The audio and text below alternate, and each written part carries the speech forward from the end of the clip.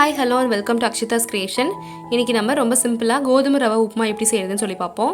இது ரொம்பவே ஹெல்த்தியான ஒரு டிஷ். நம்ம பிரேக்ஃபாஸ்ட் அல்லது டின்னர் எதுக்கு வேணால் வச்சு சாப்பிட்லாம். ரொம்பவே நல்லாயிருக்கும். வீட்டில் எல்லோரும் கண்டிப்பாக செஞ்சு பார்க்கலாம். ரொம்பவே சிம்பிளாக செய்யக்கூடிய ஒரு டிஷ் தான். இதுக்கு வந்து நான் காம்பினேஷனாக பொட்டுக்கடலை சட்னி வச்சுருக்கேன். ரொம்பவே நல்லாயிருக்கும் இதனுடைய காம்பினேஷன். நீங்களும் இதே மாதிரி ட்ரை பண்ணி பாருங்கள்.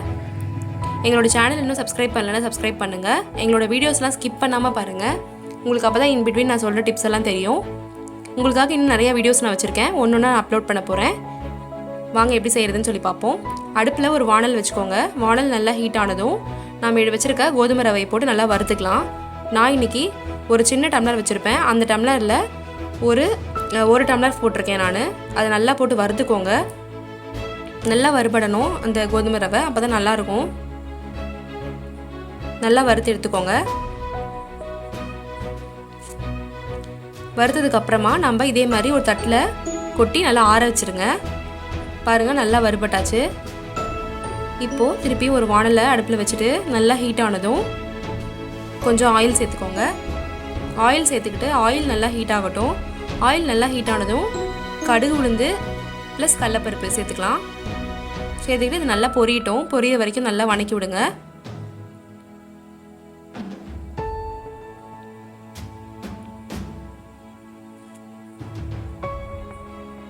நல்லா இதை வறுத்துக்கோங்க. வறுத்ததுக்கப்புறமா கொஞ்சம் தாளிக்கிறதுக்கு தேவையான கருவேப்பிலை அதை சேர்த்துக்கோங்க. நான் இன்றைக்கி ஒரு பச்சை மிளகாய் எடுத்து பொடி பொடியாக வெட்டி வச்சுருக்கேன். அதை நம்ம சேர்த்துக்கலாம். பெரிய வெங்காயம் ஒன்றே எடுத்து கட் பண்ணி வச்சுக்கோங்க. நான் அது ஒரு நார்மல் சைஸில் இருக்க வெங்காயம் தான் எடுத்திருக்கேன். அதை கொஞ்சம் ஓரளவுக்கு பொடி பொடியாக வெட்டி போட்டுக்கோங்க.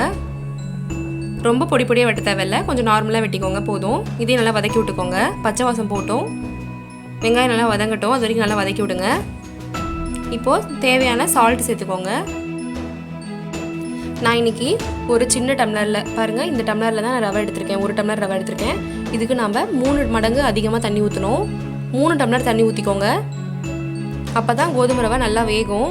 நார்மலாக இருக்க ரவை உப்புமானா நம்ம 2 டம்ளர் ஊற்றினாலே போதும். இது வந்து கோதுமை ரவை உப்புமா. ஸோ நம்ம 3 டம்ளர் தண்ணி ஊற்றிக்கோங்க. அப்போ தான் நல்லா வேகும். அதுக்காக தான் நம்ம ஊற்றிக்கிறோம். சேர்த்துட்டு நல்லா வேக வச்சுக்கோங்க. தண்ணி நல்லா கொதிக்கட்டும். தண்ணி நல்லா கொதி வந்ததுக்கப்புறமா நம்ம வறுத்து வச்சுருக்கோம்ல ரவை, அதை வந்து நம்ம இதில் சேர்த்துக்கலாம். சேர்த்துட்டு கட்டி உழுகாமல் நல்லா கிளறி விடுங்க. நல்லா கிளறிட்டே இருங்க.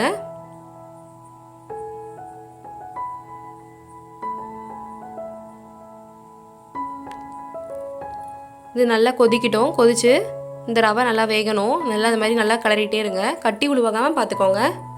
அப்போ தான் உப்புமா நல்லாயிருக்கும். ஒரு டம்ளர் கோதுமை ரவைக்கு 3 டம்ளர் தண்ணி ஊற்றுனீங்கனாவே போதும். அதுலேயும் நல்லா வெந்துடும். பாருங்கள், தண்ணி கொஞ்சம் கொஞ்சமாக வற்றிக்கிட்டு வருது. கொஞ்சம் கொஞ்சமாக சுண்டிகிட்டு வருது. நல்லா தண்ணி வற்றினதுக்கப்புறமா நம்ம இதை இறக்கிடலாம். கடைசியாக வந்து எண்ணெய் வேணுன்னா கொஞ்சம் சேர்த்துக்கோங்க. சேர்த்துக்கிட்டு நம்ம இதை சர்வ் பண்ணிடலாம். பாருங்கள், நம்மளோட சூப்பரான சுவையான கோதுமை ரவை உப்புமா தயாராகிடுச்சு. நீங்கள் வந்து இது நல்லெண்ணெயில் போட்டு செஞ்சீங்கன்னா இன்னும் ருசியாக இருக்கும். நார்மலாக ரீஃபைண்ட் ஆயில் ஊற்றுறதுக்கு பதிலாக நல்லெண்ணெயில் செஞ்சு பாருங்கள், ரொம்பவே நல்லாயிருக்கும். ஸோ இது ரொம்பவே ஹெல்த்தியான ஒரு டிஷ். ரொம்ப சிம்பிளாக செய்யக்கூடிய ஒரு டிஷ் தான் இது. வீட்டில் எல்லோரும் செஞ்சு சாப்பிடுங்க. பெரியவங்களுக்கு இது ரொம்பவே நல்லது. நமக்கும் இது ரொம்ப நல்லது தான். ஸோ எல்லாருமே வீட்டில் செஞ்சு சாப்பிட்டு எப்படி இருக்குன்னு சொல்லி உங்களோட கமெண்ட்ஸை தவறாமல் ஷேர் பண்ணுங்கள். எங்களோட சேனல் இன்னும் சப்ஸ்கிரைப் பண்ணலைன்னா சப்ஸ்கிரைப் பண்ணுங்கள். உங்களோட ஃப்ரெண்ட்ஸ் ரிலேட்டிவ்ஸ் எல்லாருக்கும் எங்களோட சேனல் ஷேர் பண்ணுங்கள். தேங்க்ஸ் ஃபார் வாட்சிங். Keep supporting us.